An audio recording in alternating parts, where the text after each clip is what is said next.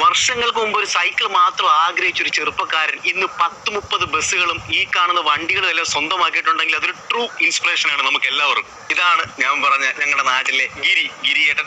വണ്ടിപ്രാന്തൻ എന്ന് പറഞ്ഞാൽ അസല് വണ്ടിപ്രാന്തൻ. നിങ്ങൾ ഇതിന്റെ നമ്പർ പ്ലേറ്റ് കാര്യങ്ങളൊന്നും നോക്കി. 9ന്റെ കളിയാണ് മൊത്തം. എടുത്തേക്കുന്ന മിക്ക ബസ്സും അതും 9. പണ്ടൊരു സൈക്കിൾ വേണമെന്ന് ആഗ്രഹിച്ചിട്ടുണ്ടായിരുന്ന വ്യക്തിയാണ് ഞാൻ.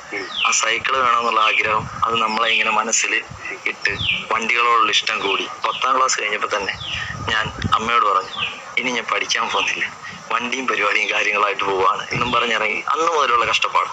18 വയസ്സും 2 മാസമായപ്പോൾ ദുബായിക്ക് പോയ ആളാണ് ഞാൻ.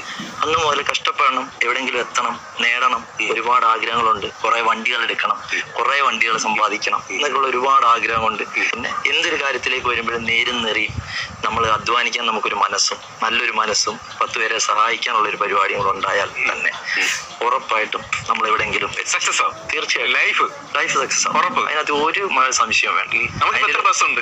27 ബസ്സുണ്ട്. 27 ടോട്ടലി 27 ബസ്. അനീഴം ബ്രാൻഡിന്റെ ഫൗണ്ടറാണ് ഗിരീഷ് ചേട്ടൻ. ഗിരീഷ്, നമുക്ക് ഇവിടെ ഇപ്പൊ ഏതൊക്കെ വണ്ടിയുണ്ട്? ഇവിടെ ഇപ്പൊ നമുക്ക് 2 LC ഉണ്ട്, വെലാറ് കിടപ്പുണ്ട്, പിന്നെ അംബാസിഡർ. ഇത് ഫുള്ള് പണ്ടത്തെ ആഗ്രഹം വെച്ച് പണിത് അത്ര ഇതായിട്ട് പിൻ വർക്ക് ചെയ്ത വണ്ടിയാണ്. വണ്ടിയാണ്. ഫുള്ള് ഒന്നേന്ന് പണി തുടങ്ങി ആക്കിയിരിക്കുന്ന വണ്ടിയാണ്. പിന്നെ മെർസിഡീസ് ഉണ്ട്, പിന്നെ താർ എല്ലാവരുടെയും ഒരു വികാരം. ശരിക്കും വർക്ക് ചെയ്ത വണ്ടിയാണ്. നല്ല അത്യാവശ്യം നല്ല ഹെവി വർക്ക് ചെയ്തിട്ടുണ്ട്. പിന്നെ ഫോർച്യൂണർ, ഇന്നോവ. നമുക്ക് ദുബായിൽ ഏതൊക്കെ വണ്ടിയാണ്? ദുബായിൽ നമ്മുടെ ജി വാഗൺ ഉണ്ട്, റോൾസ് റോയ്സ് ഉണ്ട്, റേഞ്ച് റോവർ ഉണ്ട്. ഇതിനകത്തായിട്ടൊന്നുമില്ല, എല്ലാ സാധനവും ഗിരീഷ് ചേട്ടന്റെ കയ്യിലുണ്ട്. എനിക്കൊരു 10-20 വയസ്സുള്ള കുട്ടികളോട് പറയാനുള്ള ഒരൊറ്റ കാര്യവും, ജീവിതത്തിൽ ചെറിയ പ്രായമാണ്, ഇപ്പോഴേ ഹാർഡ് വർക്ക് ചെയ്തോളൂ.